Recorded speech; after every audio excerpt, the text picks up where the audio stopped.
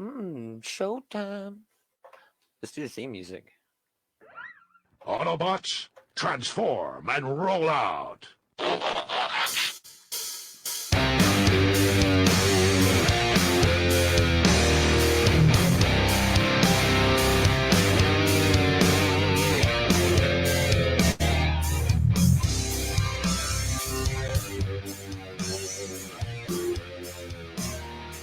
Autobots, transform and roll.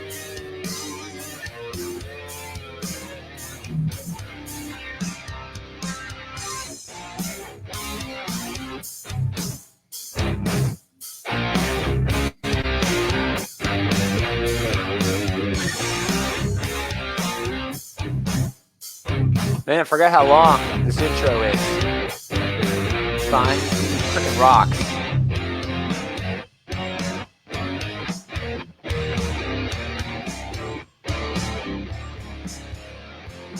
And it really is long.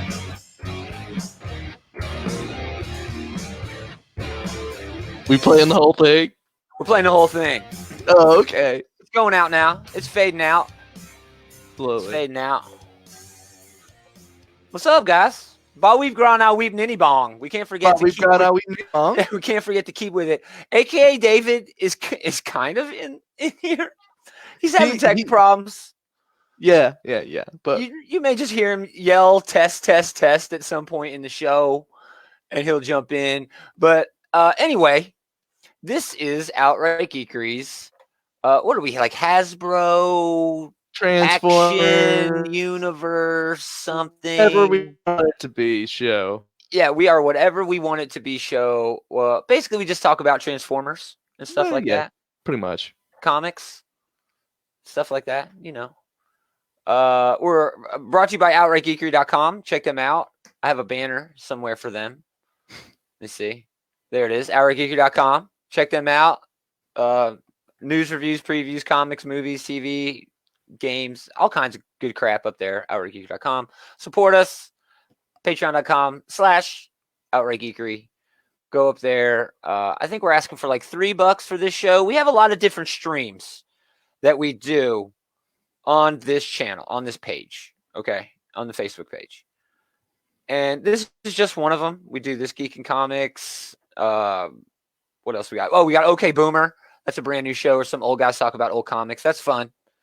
That sounds really fun. Yeah, it's fun. They did the first one last night. So if you go up to Patreon, there's $1, just a tip. And we appreciate it, just a tip. But if you want to help this show, you know, $3 a month. That's all we're asking for. And all that money goes back into the show. We would pay for, damn it, the paid version of StreamYard, which we're using. If you look up here in the corner, way above Adam's head.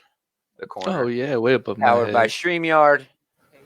Thanks them. They're awesome. What up? I'm Gaumer. I'm your co-host. With me as always, Adam Normal. We're talking Transformers. What's up, man?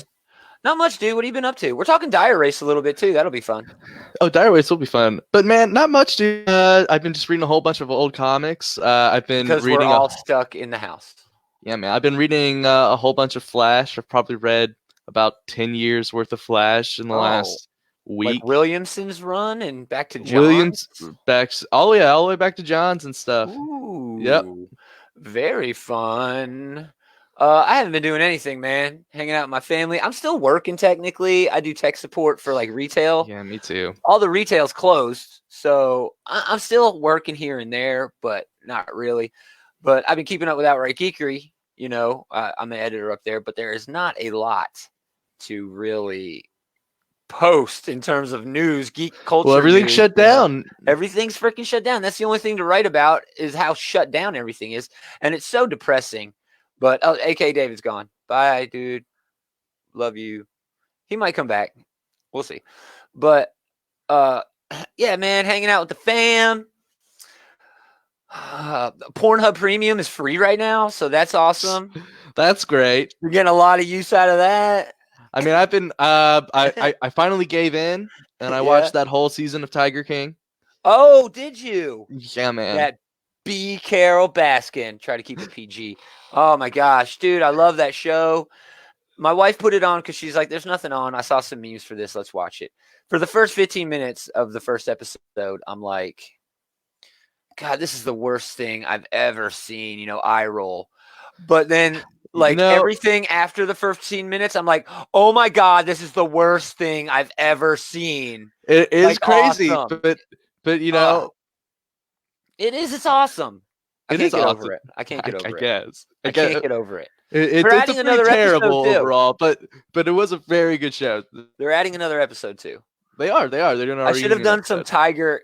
Who is it? Tigertron? No, not Tigertron. What's their name? There's a Tigertron. Is that Tigertron? Yeah, Tigertron from Beast Wars. Yeah, I knew there was a tiger. There's a great masterpiece figure of her.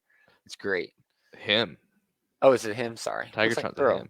Air Razor's the girl. Oh, my bad. And they do that stuff, and then they get fused together into like a weird, like half tiger, half hawk person. Is really weird.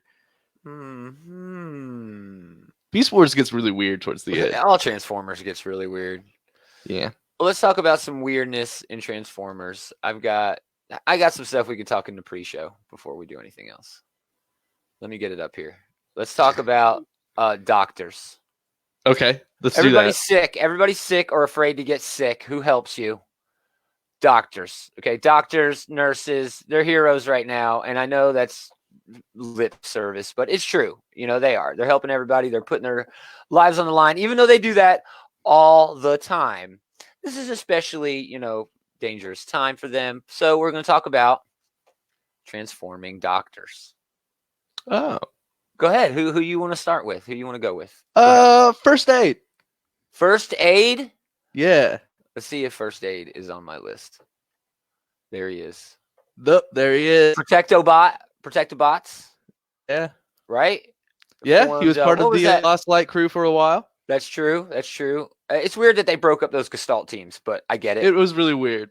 I mean, who else? What is the name of the Gestalt they become? The Protectobots, they become Defensor. Defensor. That's right. That's rad. And it's cool because everybody else on that team is also like a first responder. Yep. Yeah, that's pretty rad. Who else? Ratchet, of course. Ratchet, of course. Oh my gosh, Ratchet. I love Ratchet. Who doesn't love Ratchet? A little bit better IDW stuff for Ambulon. Ambulon. Yeah. Also, you got Pharma in there. I do. I have Pharma. That's the Alex Milne Pharma design. Love that. Velocity, kind of new to the thing. I don't know if you remember this, the Shattered Glass universe, where like half of the Constructicons were medics and shit. Remember that? That's Scrapper. Doc. I have Doc. Flatline. That's a relatively newer one. Did you remember Hoist was like a field medic? I don't remember that. Yes, really? Hoist. Yes, Hoist was like a field medic, and then Kaput. When? When? No, that's what it said. I looked it up on the TF wiki. Oh, okay. Yeah, Hoist is like a field medic. I don't know how he does it with just one hand. Yeah. What's he got? Stitches in that gun? He's giving stitches? Well, he just cauterizes the wounds. The robots, man. You don't stitch metal. Yeah. Oh, you're right. He welds it. He just welds it shut. Kaput. Yeah, Kaput. That was later on in the Lost Light run, I think. I totally forgot about Kaput. Did you forget about Nickel? Oh yeah, I knew about Nickel. I just forgot her name. Nickel is my favorite. The DJD. Oh yeah, look at that DJD. I love them so much. Tarn is my favorite. I love him so much. But yeah, I figured we talk about. It came up in one of the issues this week. Yeah. Well, the city. The city. Just we're gonna bring the character back. Yeah, the character. Sucks. Okay. Well, AKADavid, I guess, is not coming back, but yeah, we're just gonna talk about the comics. I think now, I guess. Really all week. Let's dive into it, man. We got a few here. I mean, we got a lot. We haven't done this show in quite some time. Let me go to my notes. See what's first. We're talking ROM Dire Race. We should have talked about this in the pre-show since we had all this time waiting on David, who never showed up. But yeah, ROM Dire Race. Let's get the cover up there. There it is. This is issue number 2. That's actually the retailer incentive cover. I think this is the main cover. That's rad. It looks so good. Here's the other cover. That's good too, with the walking through the footprints, because this is all about like the moon landing, like Dire Wraith all hanging about the out. Wraiths attacking astronauts who just landed on the moon. Yeah, it's kind of lame as it sounds. There's 2 stories in here. I Chris don't know. Ryall, we'll talk about it. Chris Ryall, Luca and Andrea Pizzari, and Jim Boswell did the first story, which is One Small Step for Dire Wraith Kind, Part 2. Chris Ryall, Guy Dorian Sr., and Scott Hanna, with Ross Campbell doing colors, did One Small Step for Space Night, for a Space Night Part 2, which is the second story in this. And these are letters were all done by Sean Lee. Thanks, Sean. The first story, we basically have the Apollo moon landing astronauts fighting off Dire Wraiths, along with the Adventure 1 team from the Inhumanoids. What? Inhumanoids? What? They kind of suck, brand. but Well, you know what? They do suck. They're terrible. But you know what my main problem with them introducing the Inhumanoids now is? They had this great big damn shared universe that I fell in love with, that had Mask and Joe and Transformers and everybody, Visionaries, all lumped into one.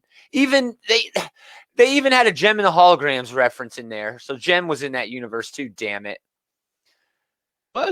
And they just gave up on it. Just gave up on Action Man. Remember Action Man? How rad that was? Yeah. It was a great book. Remember Action Man and Cup were hanging out cross country? Yeah. No, that was a good book. Just a lot of missed opportunity there. And it's kind of the same for this book here. I can just go through the preview. We're allowed to show these because these are the previews. We just got some Dire Wraiths fighting off some dudes, and this dude is he is a Dire Wraith now, and right. So Dire Wraiths used to be more badass than this, I thought. Yeah. So my main problem. So the book, it has the story of basically the Thing, but in space with astronauts. But the problem is it's the Thing, but if instead of there being tense scenes of unknowing, you have 10-minute scenes of the Thing spouting out exposition about bullshit. Yeah, dude. The villains were very villainous in this, like stereotypical monologuing, which it was bad. So in the past run, they had the same thing where Chris Ryall also wrote the old ROM series as well. ROM spoke in a very Silver Age-esque tone, but I think it works. It works for the character of ROM, but it doesn't work for everybody else in the whole book. Agreed. And the problem is he wrote the whole book like that, and he writes the Dire Wraiths like that. Which, I don't like that. There's a scene where actually a lot of pretty intense violence in this book. Her head's ripped off. There's a lot of body horror with the taking over people. And then there's a whole lot of I don't know who's a Wraith, who's not a Wraith. But it's all ruined because, instead of allowing the tension to build up, he just lets all of his villains just, tell the reader everything that's going on for no reason. I don't get it, man. This should have been better. I agree with everything you're saying. This should have been better. I love the concept of this book. I don't mind the concept at all, but they fail to carry it through because they have what you said. There are dialogue issues, man. There's character issues. Character issues because I don't know who a single character is. There's 2 astronauts in this book. I don't know any of their names. Well, there's the astronauts. Or you mean like the Adventure 1 team guys? No. They're 2 astronauts. Oh, maybe they're new. They're the astronauts on the actual spaceship, and then the adventure team is coming to save them. But there are 2 astronauts, and exactly the fact that you can't even remember them is the problem, because you can't identify the 2 of them. I don't know. At one point, an astronaut murders a Dire Wraith with a flag. It was weird. It was not great. Oh, the second story was better. The second part of this was better. Well, the second part based on Rom, and so that Yeah. kind of writing worked. Yeah, Rom and Mikomo arrive to see a corpse of Dorian left over from the last issue. Silver Age writing works when you're in a fucking air. Yes, exactly. But Dorian is not dead. He's possessed by a dire wraith. They fight, and they wind up blasting through a gate somewhere else. And that was okay. It was just very short. Yep. It was just very short. Yep. So, I think they're doing this in the reverse order the way it should be. I Yeah. think the Rom stuff should be the main story. and it should be and then longer. Right, and this astronaut stuff should be the shorter back-end. Agreed. Cool. Well, let's move on. This book is just not great. Let's move on to a book that was kind of great. You want to do that? Sure. I wish David was back. Here it is: Transformers versus Terminator. It's not even versus. It's just I love Transformers. the book. The Terminator. I think this might have been my favorite book the whole bunch. Oh my! All right.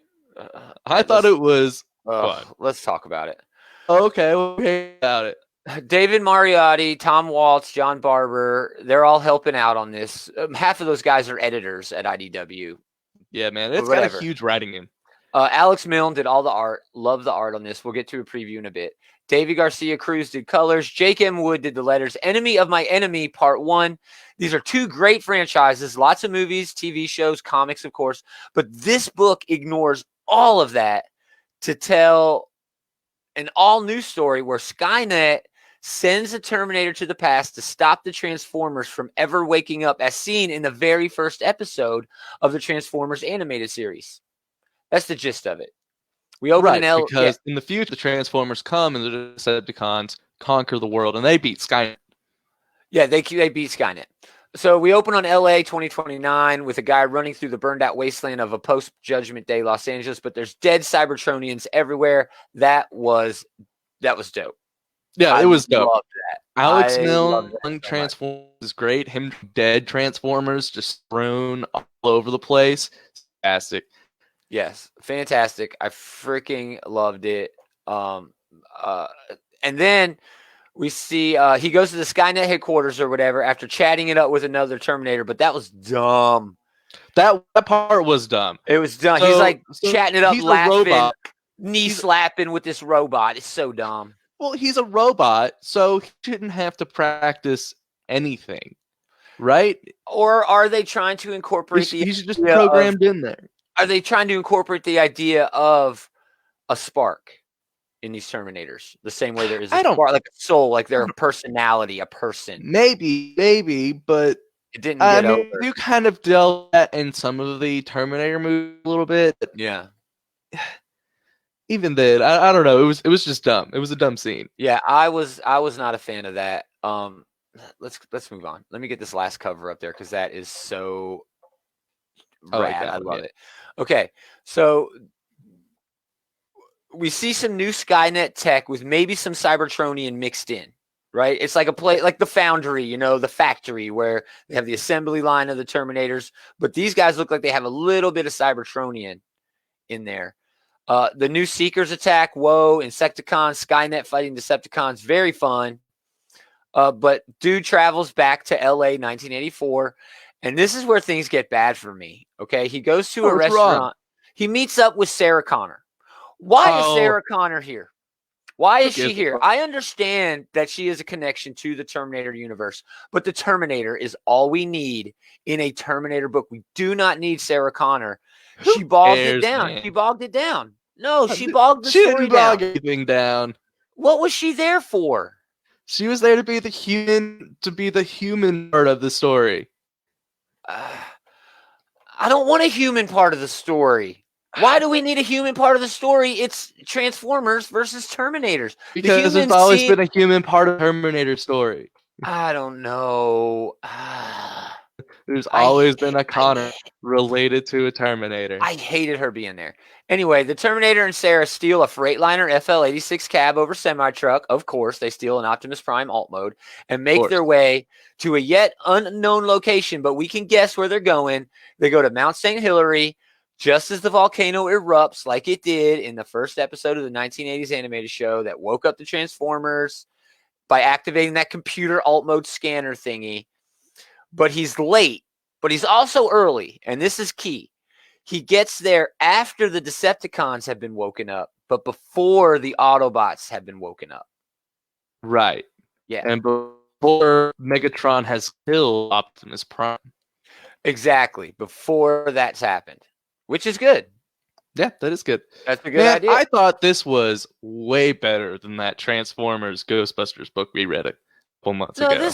this was good. And again, the only problem I had with it, look at that, see that Cybertronian looking tech. The only problem I had with it was the inclusion of Sarah freaking Connor, because I thought she bogged it down. I thought the action stopped. I thought it got boring when they picked her up. I thought her character was kind of bland. I will give you her character was probably a little bland. The thing about this book is there's so much going on in both of these franchises, so much story, so much background. You know what I mean? Mm-hmm. But they ignore it all. They ignore all of the history, all of the time travel, paradoxes. They ignore all of the G1 continuity, all of the animated series, except for the first episode. But they're going to Terminator Sarah Connor. Where's the Witwicky kids? Are they going to pop in too? Because might as well have Sarah Connor kicking it with Daddy Witwicky. Why not? No Wiki. We don't do Wiki. I just this was good. I love the concept. Good, man. I just had a severe problem with. I thought the Sarah art was Connor fantastic. Without a doubt, yeah. I just worth a pick up. The art alone. Agreed. And I thought the story was fun. It does lack some depth a little bit because it is just like a mini.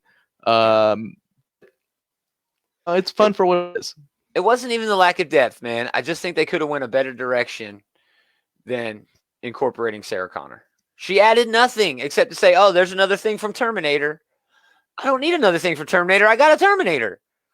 I don't know. Moving on. Transformers. She had to have something for the Terminator to talk to. You're right. I don't know.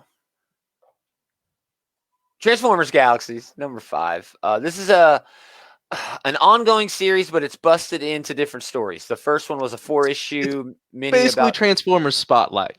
Yes, Transformers Spotlight. Exactly. First one was 4 issues on the Constructicons. This is 2 issues on Cliff Jumper, and a very unique take on Cliff Jumper. This cover basically says it all. Kate Leth and Cohen Edenfield wrote it. Alex Milne drew it. Josh Perez colored it. And Jake M. Wood, who I guess is the new guy lettering at IDW for the Hasbro action stuff. Yeah, no more Tom B. Long. Yeah, no Tommy B. Unless Jake M. Wood is like his... I don't know. Kate Leth wrote Patsy Walker, a.k.a. Hellcat. That was good. She also wrote a book called Spell on Wheels over at Dark Horse. That was great. Cohen Edenfield is from the Amazing World of Gumball. Oh, Gumball? That's a TV show. Yeah, I've never heard of it. Yeah, it's a TV show on Cartoon. Yeah. The title of this is Wannabe, spelled like that. Wannabe, like B-E-E. Get it? Mm-hmm. Wannabe, like Bumblebee. So basically, this is like a case of mistaken identity on purpose. Yeah. Toying around with the fact that back in the day, because toy companies were cheap and children were dumb, they would do this thing called toy repaints, where they would take the same model and just paint it a different color and call it a new toy. That's basically what happened between Bumblebee and Cliff Jumper. Right. The same model, Beast yellow, Cliff Jumper's red. Optimus Prime and Ultra Magnus is kind of the same thing. All of the Seekers are the same, are that. Yep. So this is Cliff Jumper and Deathosaurus go to Porbat on a diplomatic mission. He only brought Cliff Jumper because Cliff Jumper looks like Bumblebee, and these organics on Probate or Probot, whatever, can't see color. That's weird. Here's another cover. They speak through. Well, they're bats, so they see through echolocation. Yeah. So they don't really see with their eyes; they see with their ears, and you can't see color with your ears. That's right. So here's Deathosaurus and Cliff Jumper doing their thing in the preview, and we don't really get a lot except to know that these organics they love him. They see him as a hero because he is similar looking to Bumblebee. The same shape as Bumblebee. He's the same shape. Yeah, That's he looks exactly lame, like Bumblebee. And apparently, at some point in the past, Bumblebee saved bats from something or whatever. Yeah, save them from something. Yeah, and they basically worship bumblebees. When they see Cliffjumper, they're like, "Oh, it's Bumblebee. It's our savior." And they basically worship the dude. And Death Source brought him for that reason. He knew that this is the reaction that the bat would have. Yeah, he did that on purpose to sort of distract them because the Cybertronian government is basically using these beings' poop, the waste mate that they have, like guano, Right. bat guano, Basically, yes. to make energon. But it turns out that they're sort of holding back. Deathosaurus murders like their leader, dude. Right when a Cliffjumper walks in, Deathosaurus threatens Cliffjumper. And basically that's it. That's where the book ends. Well, also, Cliffjumper makes an important discovery. He figures out that if the guano gets burned, it turns into a very pure form of energon, and he goes to Deathosaurus, and by seeing this, Deathosaurus realizes that he wants to go and basically destroy this bat civilization. If you heat up this stuff that they're using, like to build their living or whatever, their houses and shit, then they burn the poop, make awesome energon, and that's what Deathosaurus. Yeah, that's so it's basically the energon equivalent of guano. Exactly, it's bat guano. It's bat guano. Yeah, this was not a terrible issue at all. There's this underlying silliness to it, but that sort of fits, I think, with this new take on Cliffjumper, where he's living in Bumblebee's shadow. But it's also very violent, and it's got this deep thing with the whole government sanctioned strong arming, and they're almost using like religion to enslave these guys because they look up to the Cybertronians in this weird way. It has some things to say about colonization.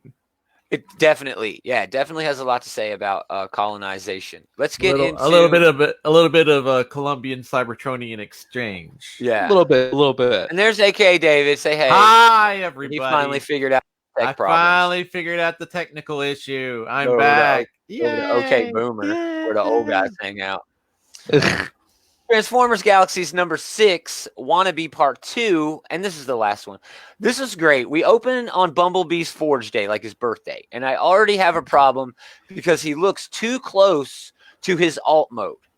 And as we've learned from the Transformers main series, after a period of time, after you're forged, then you decide what your alt mode is going to be.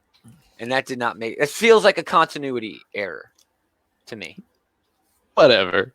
Shudder is the name of a new character. That's Bumblebee's mentor. That's cool. I hope he comes up later. I hope he does too.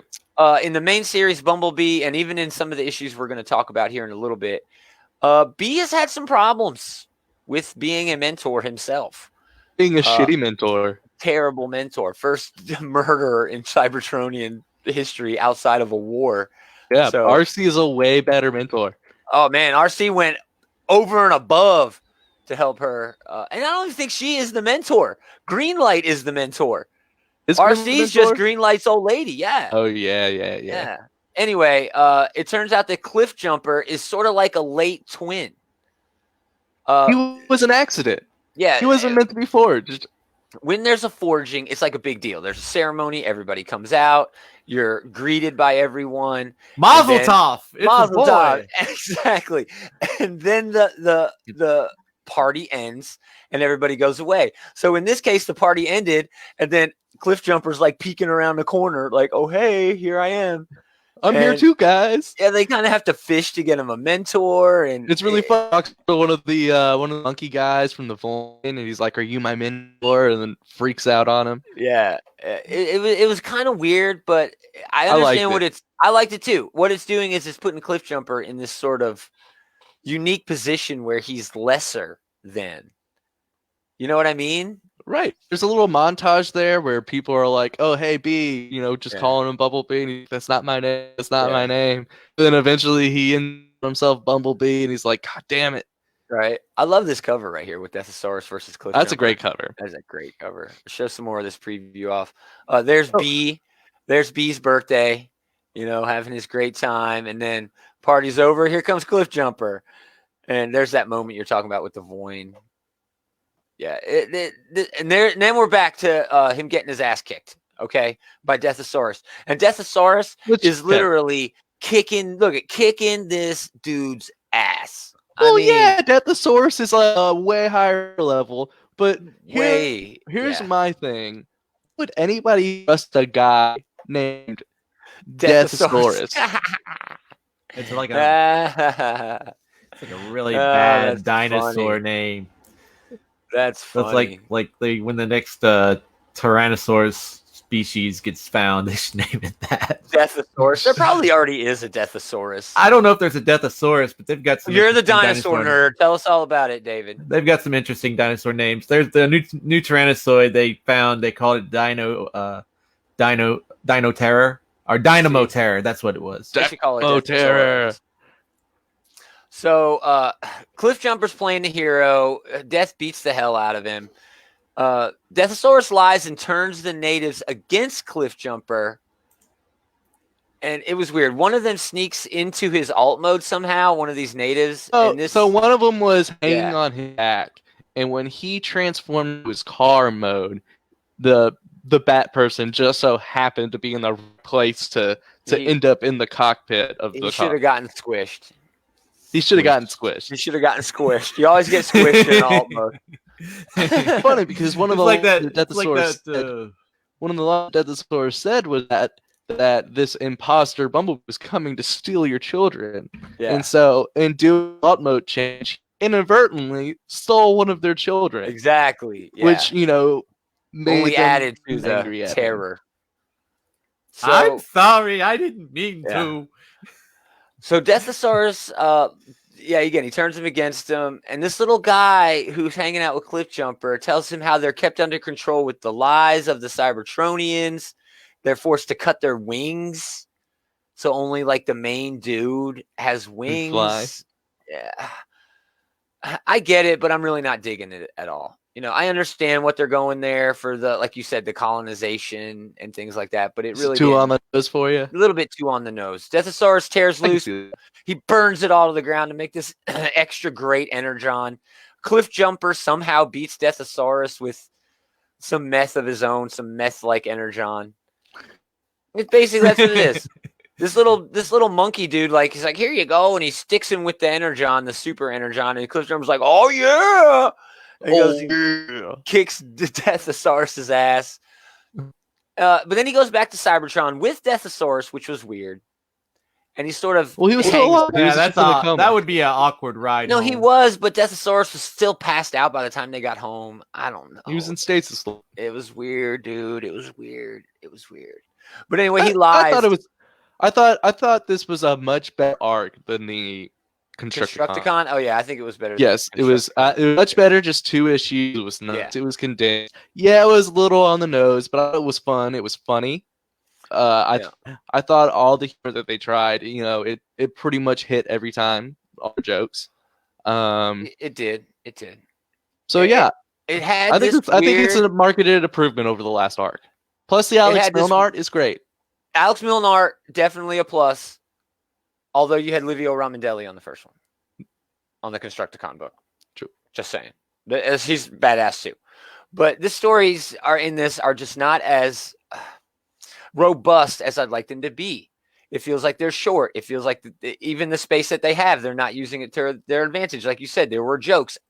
I want more depth to my characters in my Transformers books. These are fun. They're good, but they're not great. Now let's get to a book that is getting so much better. I know it took a long time, but the book is finally getting better. We're talking about Transformers number 18. This is sort of like a one-shot bridging book to bridge the last issue. And it's going to be weird because we'll get picked up again in Galaxy's book. Yeah. So it's a little weird. It's a little weird. We're jumping. You're going to have to follow books, which, I mean, you should anyway. But yeah. We have writer Brian Ruckley, Yumi Meow, Bethany McGuire-Smith on the art, Josh Bertram on the colors, J.K. Wood doing letters. Again, there's a problem with art consistency here. We have 2 artists doing half of a book. I don't like that. This opened with a textbook excerpt, not textbook like, that's typical. No, like from an actual textbook on how to be a mentor. And Man, I started thought off- all this advice sucked. it was weird advice, but it started talking about mentoring a Titan, and I was really excited. But then it ended not talking about mentoring a Titan, and I was mad. It was basically a waste of a paragraph. was Like, a why waste of a bring paragraph. up mentoring Titans if you're gonna say to mentor Titans? Exactly. So I got pissed in that. Last time we left this series, there was a huge Titan battle. Vigilem versus Lodestone in space. The moon got pushed off its orbit. The tether, which absorbs energy from like the sun or space or whatever, and transmits it back down to Cybertron, exploded and fell onto Cybertron. Huge disaster. RC is talking to Greenlight about Gage. Now, RC is a character everybody knows. Come on, it's RC. Greenlight is a character probably everybody knows. It's Greenlight or RC's old lady. They're dating. And Gage, who I think it hasn't showed up yet in this preview. Yeah, there's Gage. Gage is a newly forged Transformer. Greenlight is Gage's He's mentor. replacement. Exactly. Rubble's replacement. Right? Right. Yeah. So this goes on, and they're mad. Like, there's some weird underlying racism here because someone says the way it works is if you die, you get replaced. Okay, a Transformer dies, they go and get another Transformer to replace that one. They forge a new one, make a new person. And some people are saying, oh, the only reason you're alive is because Homeboy died. And that's terrible to say. That's a mean thing to say. That's racist. It's prejudice. Yeah, that's not necessarily racist. It's prejudice. It is. It's prejudice. Prejudice. It's I don't think it's racist. It's ageist. It's probably more is. ageist than red prejudice. But it's prejudice. also you know it's not completely false. It was only made because the other homeboy died. But isn't that because of the political environment that Sentinel Prime himself has established? You know what I mean? This is a product of Megatron is right, because this is how society feels because of the way the government has held them down, has put in these rules that are so tyrannical that they lose their individuality. That's, one of the main themes of this entire series. You know what I mean? Okay, so RC is talking to Greenlight about Gage and what's going on with everything. The tether falls, mayhem. There's looting. People are looting in the streets. And when this tether falls, so this tether is literally just like a giant rope or a giant. Well, if you giant metal wire or something that goes all the way from this station on the moon to the planet. So you can imagine how long that is. So if that fall, it's crashing, crashing down, it would destroy just untold amount of the earth. Like, it'd be crazy. If you play video games and you're familiar with Halo 3, you would know like the space elevator, the Black Stalk, I believe it's called. Right. When it fell to Earth, it was a lot of a disaster, but they were using like space elevators to basically supply like the space stations in orbit. And that would be the equivalent of this. It's like Adam has a Transformers effect on his voice. Nice one. We can't control the internet. Everybody's using the internet. Everybody's using the internet. So people are looting. People are trapped under rubble. Gage gets shot somehow because there's people, it's mayhem. RC kicks ass. I miss her sword. She doesn't have her swords in this. No, she doesn't. A lot more action. She's still angry, though. She's still a very angry person. I think I have that. Who really needs to get her aggression out by beating the shit out of some people. Right? Yeah. I think this is the one where she's pissed. Yeah, right here where it's all dark on her face. Yeah, she's pissed. So anyway, they get to a shuttle that's leaving in the wake of all this mayhem. And that's basically the story. That's basically the story. I think we'll see more of the story. The story is basically them getting from point A to point B, and in the way they have to fight their way through looters and stuff. Which I think it's interesting that there are Transformer looters. Yeah, I know. It's weird that there's looters on what are they stealing? Like TVs and shit. What are they stealing? Yeah, I don't know what they're stealing necessarily. Cybertron. What are you stealing? And also we learned that Grill is also a pretty terrible, because his mentor totally shy a gun. And right? it was a non-lethal gun, but that's Still. shot. It was crazy, dude. Yeah. But this is basically a filler issue leading up to this issue where But crazy everything though. was- You know what's crazy though? I think this What? filler issue was probably my favorite issue out of this series so far. Oh wow, I don't know about that. It was an action issue. It flew by. It was nice and condensed. You Yeah. know, It was a nice departure from the previous issues with all the political machinations and setting up for these events with the Titans fighting and we're all I they like was the Titan. I talk like and the last nothing issue happened. when the Titans were fighting. I loved that. that was a great issue as well. Yeah.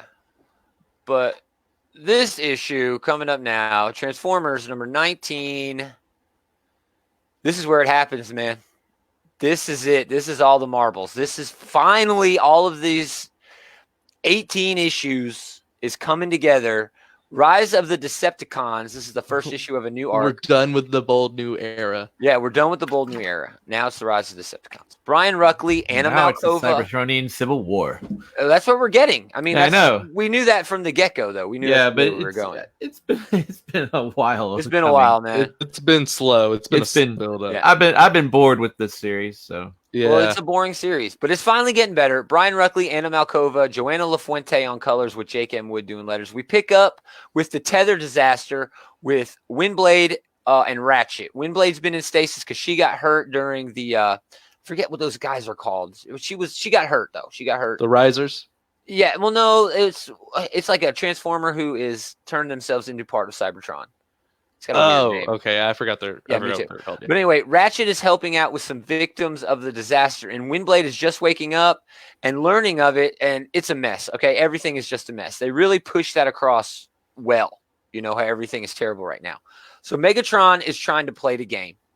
He knows that it's his fault that this happened, but now he's got to see it through in the perfect way, in the right way. He's or already crossed the Rubicon. So now Exactly. he's got to make sure that it's done.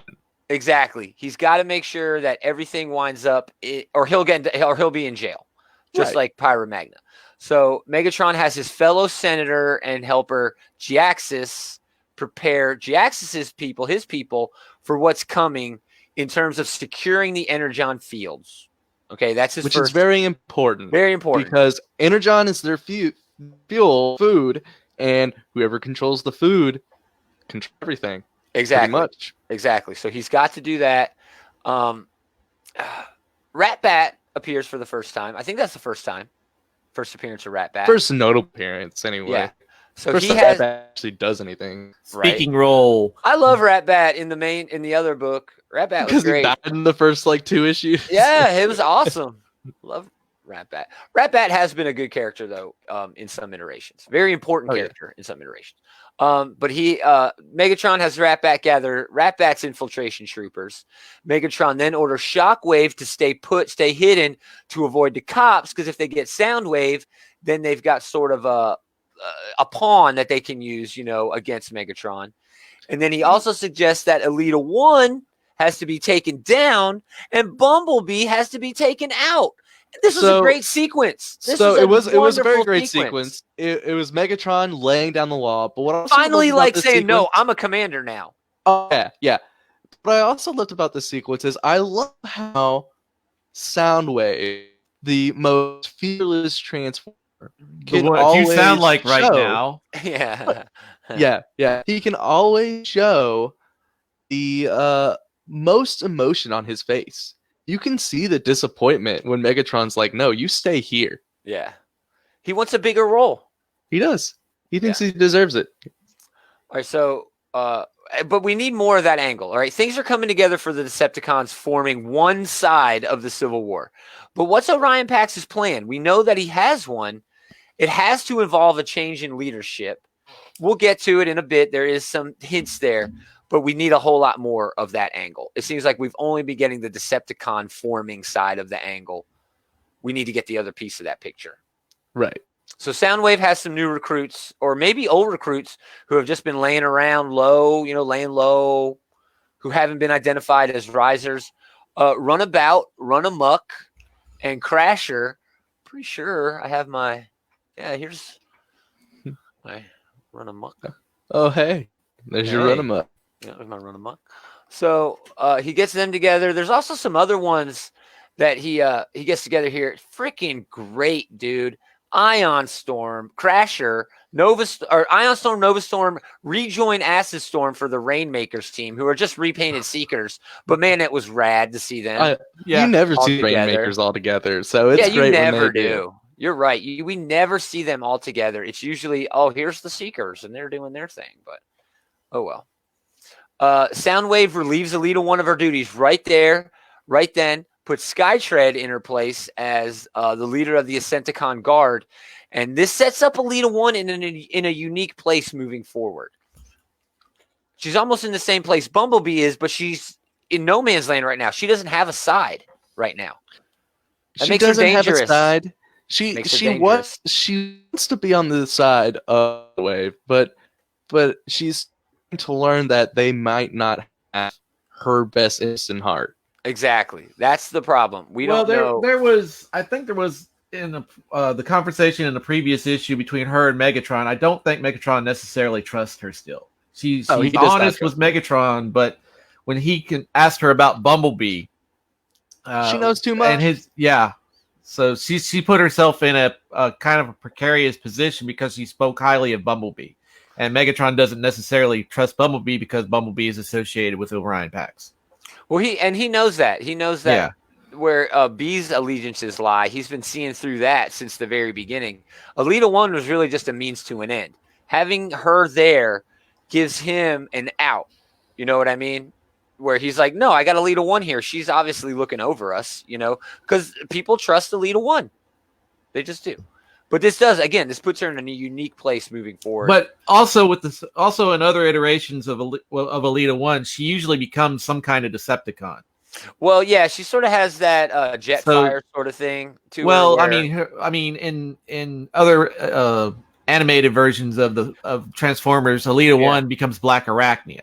Well, even in the last IDW iteration, Alita 1 wasn't really, she wasn't a great. No, person, she wasn't a good one when she had that when she was commanding the Titan and she blew up its brain.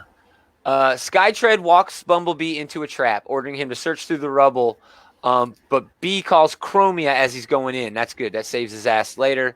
And then it jumps. And this is a problem I have with this series. It just jumps. Every 2 or 3 pages it's always constantly going to another scene. It gets really bad in this issue tiring. too. Orion Pax and Sentinel Prime are talking about things going on, okay? Sentinel wants Energon rationing cut more. He wants Soundwave found. We also learned that the moon is screwed, Vigilum is gone, Lodestar is hurt but alive. And at this point, Orion Pax just lays it down.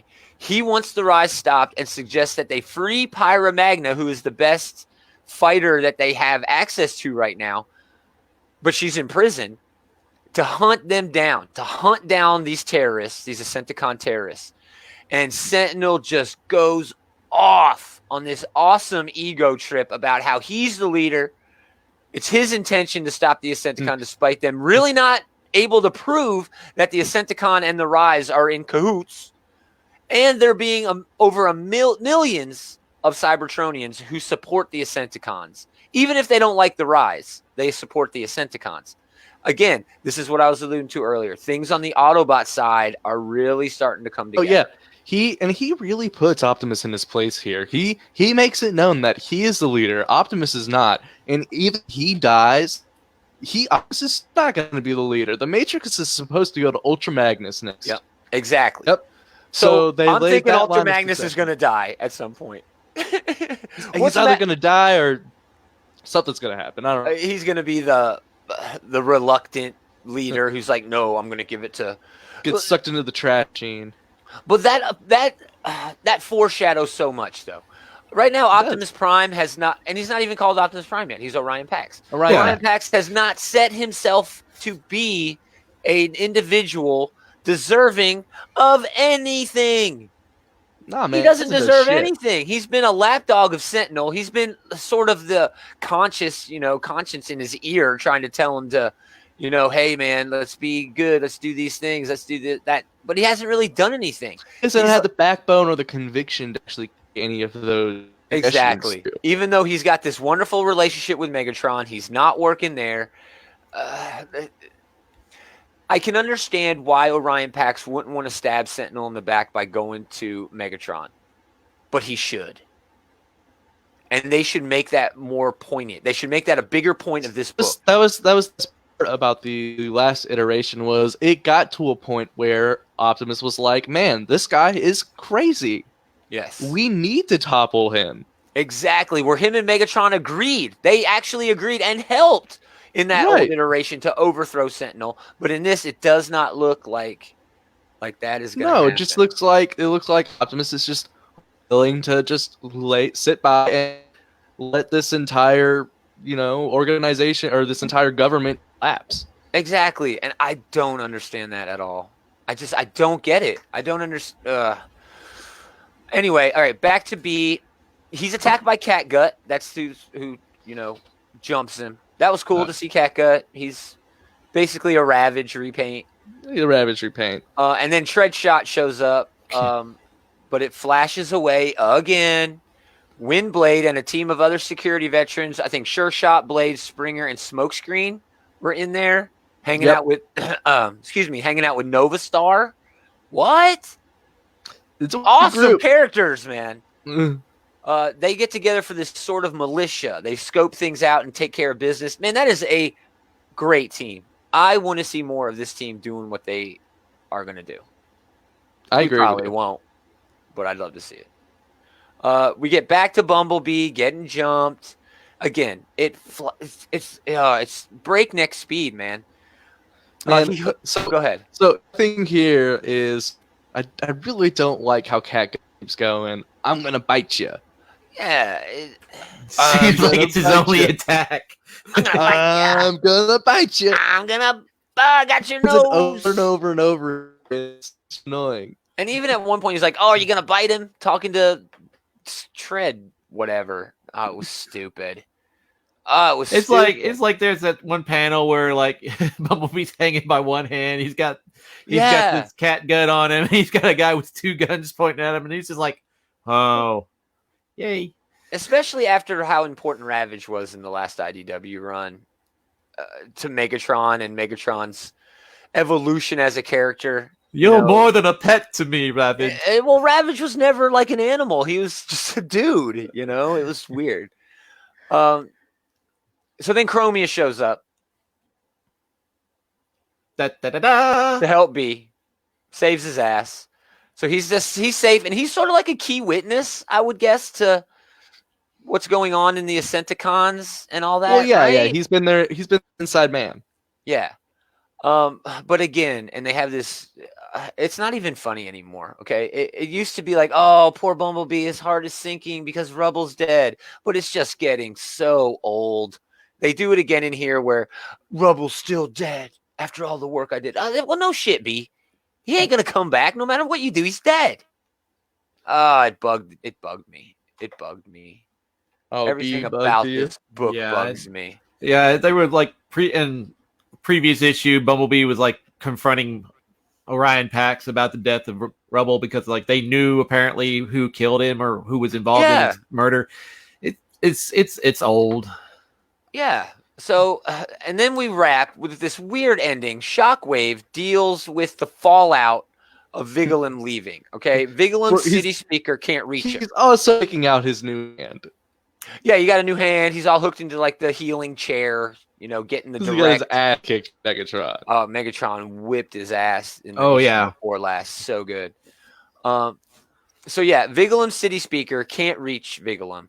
Six Shot shows up saying that Megatron has commandeered some of his troops, but Mindwipe has also commandeered Stormcloud and Visper. That means nothing to me. I have no idea what that means. This was a why is that terrible? Yeah, this is a very terrible end to this issue. Terrible ending. Means absolutely nothing to me. I don't know what to expect, either good or bad. This just like it's nothing. Well, if anything, Stormcloud and Visper in the toy line are the mini cons that form like the sword. I don't know if that's going to matter. I don't know if that's going to mean anything at all. I don't know how much relevance the toy line has with the book, but I thought they were supposed to be kind of tied in. So what this is setting up and says Shockwave is not happy. So is Shockwave not happy about the Megatron commandeering his troops news or the Mind Wipe commandeering the troops news? He's probably happy about all of it, man. I would think so, but it's putting Shockwave in a weird place. Shockwave has always, historically, Shockwave has always been in a weak place. That's true. He's always kind of been on his own. I mean, yeah, he works for Megatron, but he always is trying to figure out a plan because logically he believes that he could be the leader. Yeah.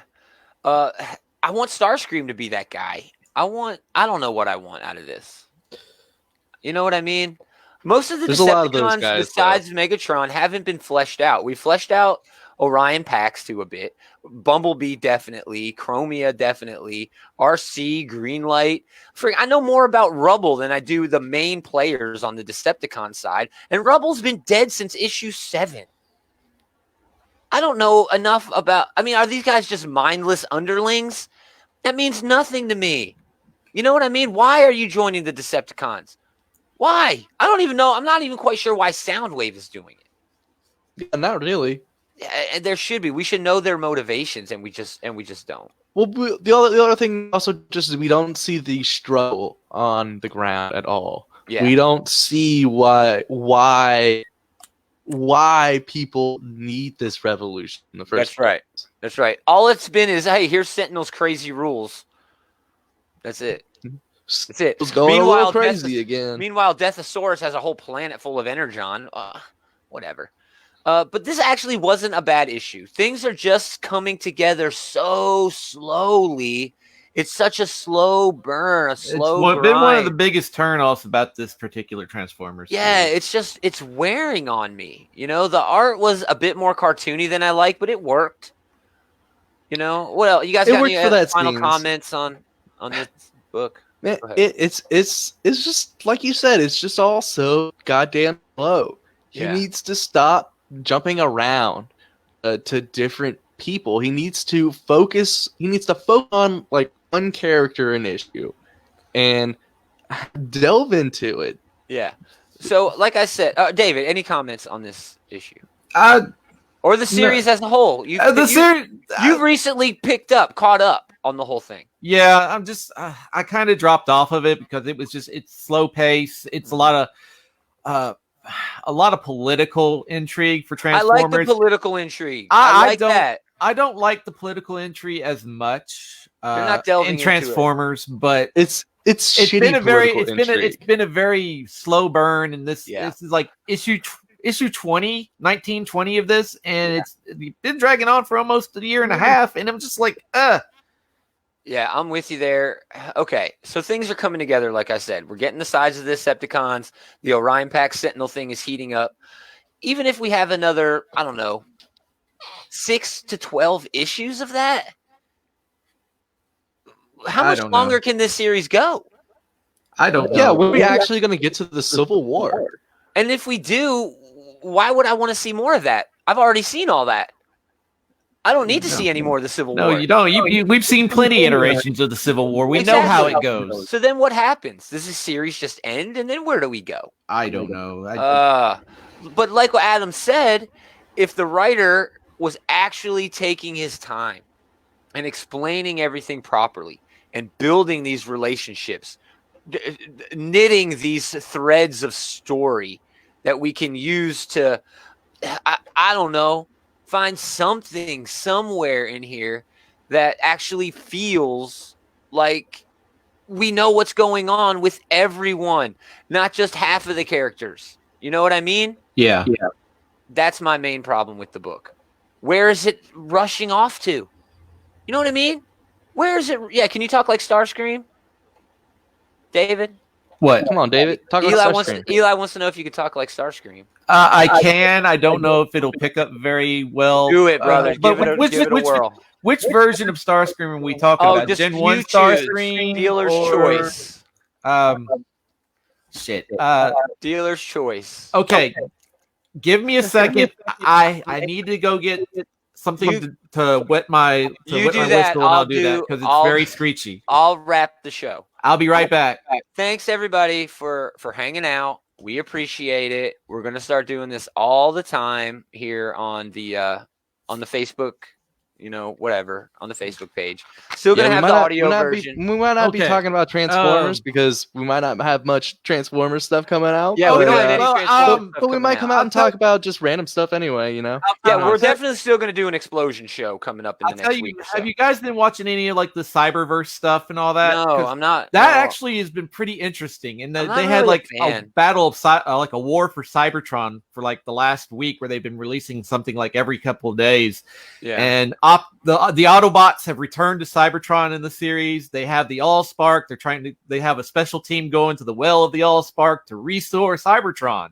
And when things happen, Optimus Prime basically like glad hands Decepticons to get to Megatron and tells Megatron like this war is over. And right now I don't know if Megatron is dead yet, but it's been a very interesting change of pace because all this time Megatron's been ahead of the game. He's set up traps. They destroyed the Ark when it was in orbit around Cybertron, but Optimus Prime had Yeah, like I ain't watching that. it's actually for a kids show. There's some pretty dark moments in it. Like Slipstream was killed by Bludgeon, and Hot Rod and Drift. Basically, Drift showed his colors and chose the Decepticons over the Autobots. Ooh, I love that. And Maybe I will check that out. I love and Hot Drift. Rod and Drift were fighting it out in the under caverns of Cybertron, and like there's like apparently like some kind of waste energon that's really toxic to Transformers. Yeah, that's I've seen that in other stuff. But yeah, it's been a very interesting series. All right, do your Starscream for Eli. Oh my foot! Well, I usually start off with that, but it has to be like, Megatron. I love when you. I can't. It's bad. It's bad. It's Eli, bad. that was a bad call. It's Don't have bad. to do that again. I could probably do a better Megatron than Starscream, but Go ahead, do Megatron. I gotta kind of warm up to it. It's Do it. gotta- Warm it up. Warm it up. We got a few minutes. Come on, man, you can do it. I believe in you. Wait, I still function. No, it's Want okay. a bet? You got to work on that. I'll have to. Yeah, it's You got to kind of. work on that. I wasn't prepared for that. I want to thank everybody in the live chat who showed up. It wasn't many, but it was enough. Hi, everybody in the live thanks. chat. Thanks to for Outright. coming. Yeah, thanks for coming. Thanks to OutrightGeekery.com for hosting the show and all that good stuff. If you want to support us, go to patreon.com/OutrightGeekery. You'll see that on the screen. Yeah, Starscream's grandma. It's exactly what you sounded like. Oh, Megatron. You really do. You sound like Starscream's grandmother. Oh, I don't know. There's like a lot of other Yeah. different. There's like a lot of other different ones. Yeah. But I really have to work up to it, and Yeah. I can't do it on the fly. Well, you better get ready. Ah. But thanks to you guys too for hanging out, to Adam and David. And again, yeah, Anytime, man. there's not really much going down in terms of Transformers books or comic books at all. So I don't know what we're gonna do. Maybe we'll throw something together. We're definitely doing an explosion show coming up in the next week or so. I don't know, man. Maybe we'll do Avengers Transformers. Okay, I Maybe got we'll that. do that. I got that. I can get you copies, David. I got a copy. All right. Yeah, maybe we'll do that. Not next week. I need a week off, but soon. You always need a week off, Connor. Check out all of our other shows, Comic Book Bullies with Eli and Leroy. Great show. Eli also does the Native Nerds podcast, The Geek Savs. We got This Geek in Comics. We got Comic Cast. OutrightGeekery.com/podcast for all those. We got Get Valiant. I mean, we got so damn many shows. Okay, so way damn too many shows, honestly. But we're going to add more. We're doing more live streaming. So, yeah, stay tuned to the Outright Geekery Podcast Network. Stay tuned to the Facebook page. We're going to keep doing this. Actually, I want to talk to you about something after this. Oh, well, okay. Well, we're going to wrap it. Thanks for hanging out, everybody. And until next time. Till all are one. See, David was going to do the other one that he does when I say that. I was about to. I'm glad he didn't. But they can still hear us while we're playing the outro. Oh no! Just FYI. But we're going to let this shit play because it's hard. Love it. Thanks to Adam Hempstead. He was in the chat for a minute for getting me this music. For a hot minute. Yeah.